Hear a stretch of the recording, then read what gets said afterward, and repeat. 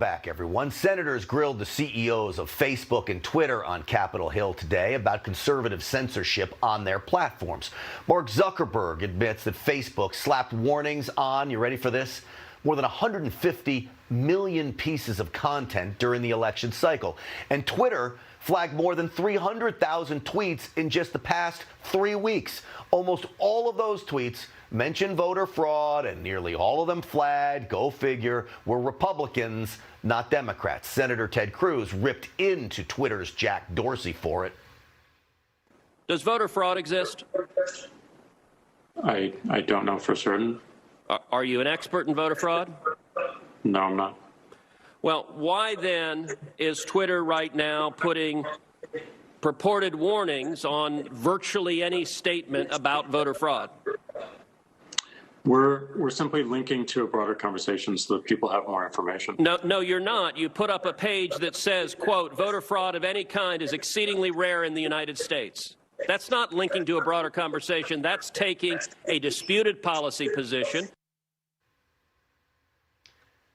Jack Dorsey's response is like saying, I don't know if crime exists. Of course voter fraud exists. Of course crime exists. And guess what? They're both the same thing.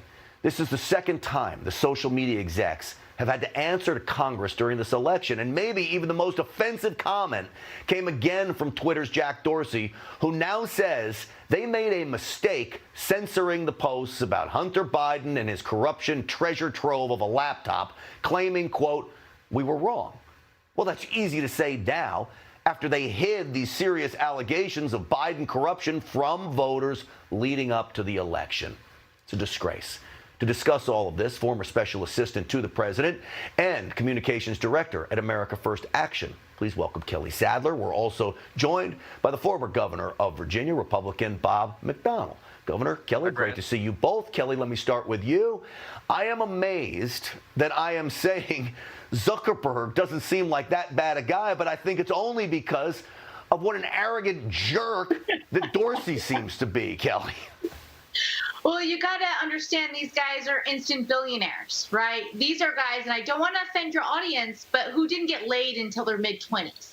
They got lucky in what they did, and they are now sociopaths. I'm sorry to say this, but we saw the Twitter interference and the Facebook interference in this election in the summertime when we were running ads saying that Joe Biden wanted to raise your taxes. And they said, oh, this could be offensive material, and it got labeled, it got flagged, and then it got deplatformed from Facebook.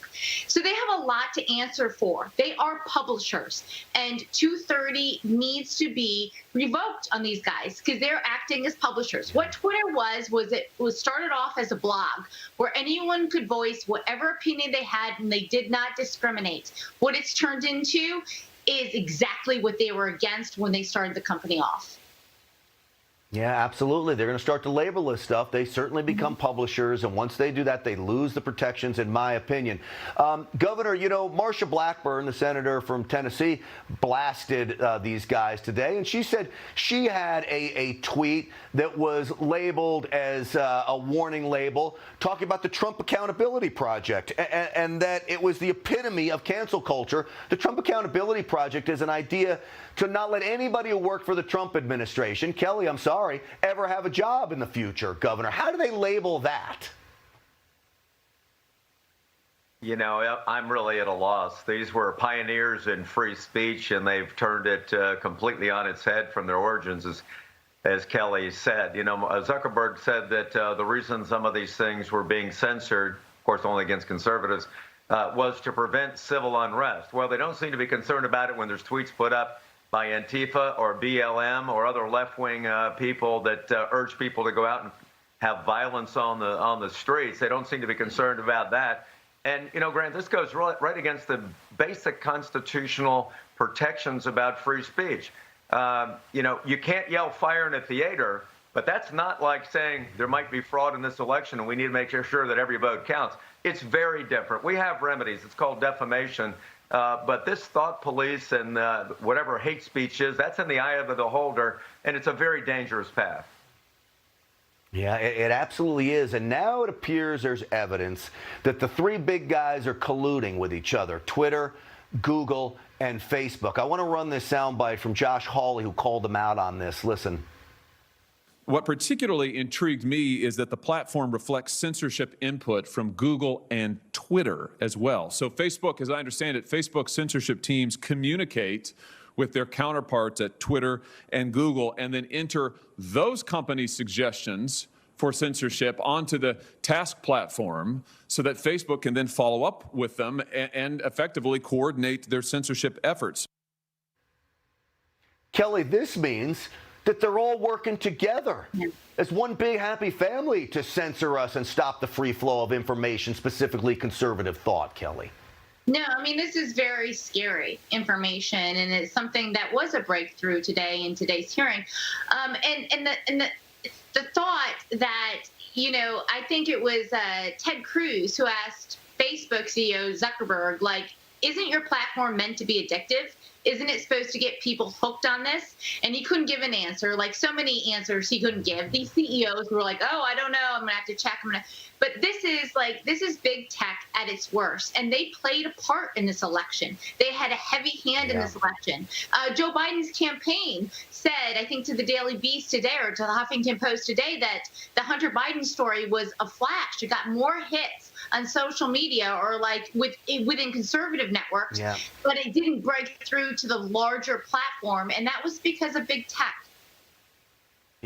Of course it was. Governor, I want to give you the last word, and I'll just make a note that Facebook apparently blocked a Vietnamese dissident speaking out against the government at the communist government's request. So that goes to show you what Facebook thinks about freedom. You know, it really is stunning when you think of the origins of these platforms, which really have done a lot over the years to be able to find a way for normal people to be able to communicate and have a voice. I mean, everybody's a member of the press now because of social media.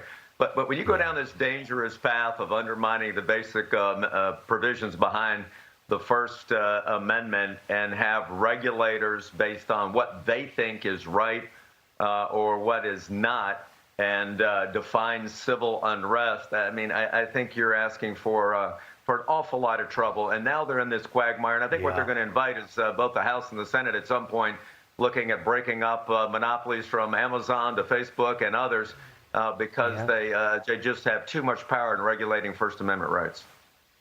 Well, something needs to be done. That is for sure. Kelly Sadler, Bob McDonnell, both of you, great to see you on the program. Thank you so much today. Coming up on Stinchfield, folks. Absolutely. We'll see you later, Governor. You just watched Newsmax TV, America's fastest growing cable news channel, now in more than 70 million homes. You can get Newsmax TV on your cable system or check your cable guide. And if your system doesn't carry Newsmax, call them, tell them you want Newsmax TV, because we're real news for real people.